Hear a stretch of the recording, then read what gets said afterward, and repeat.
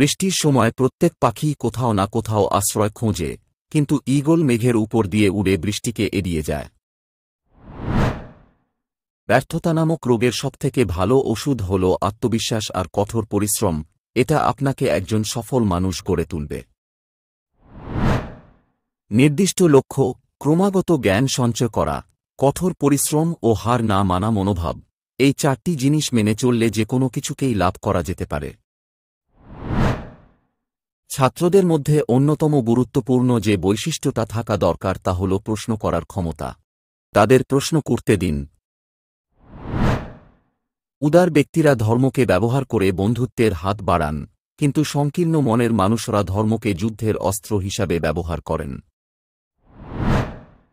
আমার সাফল্যের সংজ্ঞা যথেষ্ট শক্তিশালী হলে ব্যর্থতা কখনই আমাকে অতিক্রম করতে পারবে না। আপনাকে স্বপ্ন দেখে যেতে হবে, স্বপ্ন সত্যি হওয়ার আগে পর্যন্ত। মানুষের জীবনে প্রতিবন্ধকতা থাকা দরকার, বাধা না থাকলে সফলতা উপভোগ করা যায় না। সফলতার গল্পে কেবল একটা বার্তা থাকে, কিন্তু ব্যর্থতার গল্পে সফল হওয়ার উপায় থাকে।